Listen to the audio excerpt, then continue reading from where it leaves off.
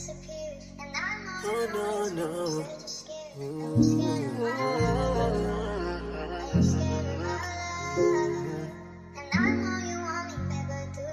should be different.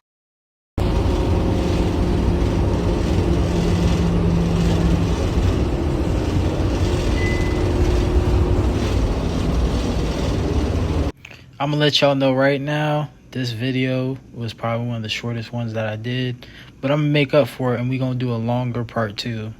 So we're gonna make this a little mini series with him. When I tell you this guy was in and out faster than the restaurant. All right, y'all, we back. Some people run from their past, and I got my professor, my teacher, the HVAC instructor, Mr. Freeman, who used his story to build a future, not just for himself, but for his family and every youngin' walking the same path from the streets to the classroom, and wanted to become a fire-ass technician. This is his story. All right, Mr. Freeman, while we got you outside of UEI, same place you've been instructing all these young cats to become these fire-ass techs, just like yourself, I got some questions for you. What was life like before you got into HVAC? What kind of stuff were you into, and what was the environment you were around growing up? Well, I grew up in East Atlanta, this side of town, Okay. and I grew up poor. So the activity I indulged in was anything that would feed my family or that my family could benefit from, whether it was legal or illegal. And when you grew up poor and the education is limited, resources are limited, you got to do whatever you have to do in order to survive. And I was the eldest of 4 children, so I had a lot of weight on my shoulders. So I had to get very creative when it comes to ways to make sure my siblings ate and had the stuff they needed. So, All right, second question. What was the moment where you said, I got to switch this thing up? I got to do something different. Was it a certain situation, or did you just have you good? years of pressure building up on you where you was like, I'm lacking? No, it was just reality, maturity. Like, well, the definition of insanity is you do the same thing and expect a different result, basically. So I know that I was never getting the results that I needed in order for my family to benefit. I was going out there getting short-term gratification because I want to just satisfy my own urges. Mm-hmm. So when I realized that I had forgot my whole family creed, which is take care of your family, I had to come up with a way where I could be able to be there for my family if they needed me. So I knew I had to change up my thought process. I had to change up my career path, and that's what led me to refrigeration. All right. Third question. You picked up HVAC in your 40s. Yeah. You could have went plumbing, electricity, why HVAC?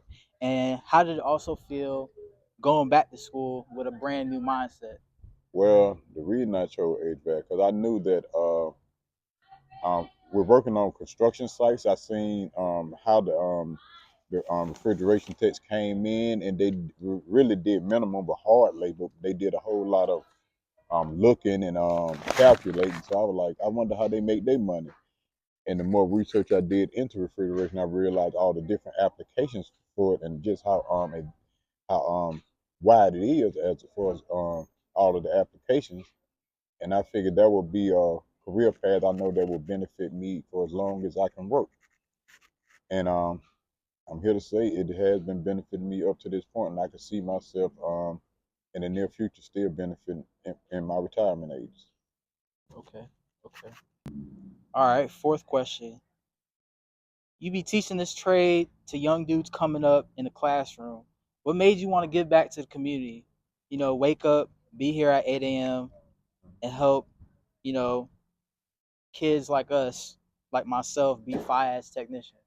Well, I grew up in a generation to where all of the strong black leaders and everybody who you knew that was strong and black were always trying to preach, we need to lift us up as a people. That's the generation I grew up with. So that's the mindset I always had.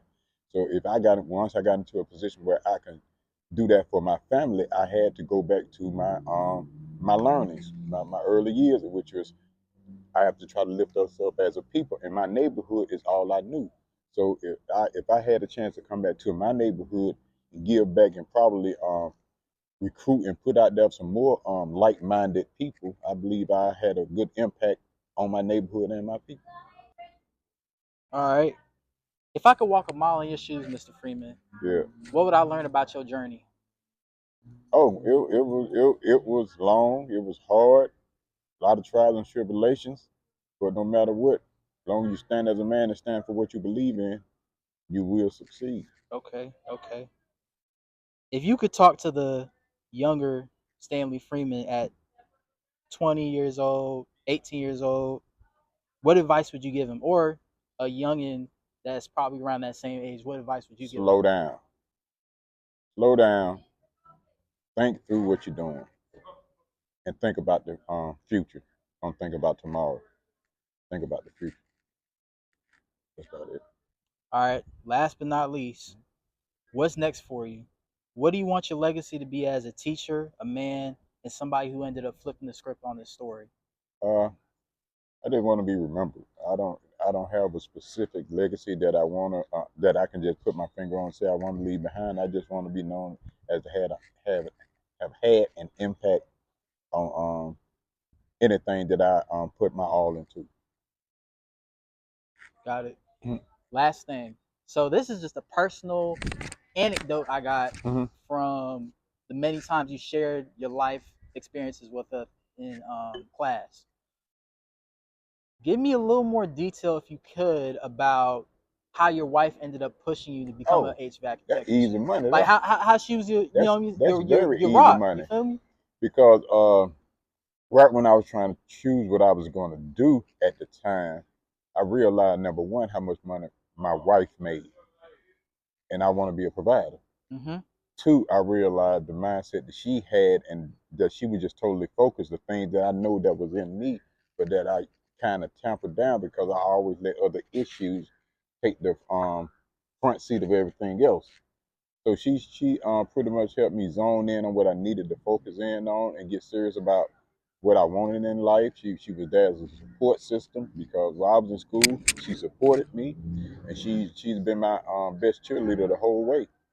And that's why I married her, and to this day, that's why she'll never ever have to worry about anything as long as I'm breathing. She was the factor that made me change up my whole life because more than anything, I wanted to be able to be there for her That's because sweet. she was there for me. Yep. Yep. That's how it should be. Yeah, definitely. All right.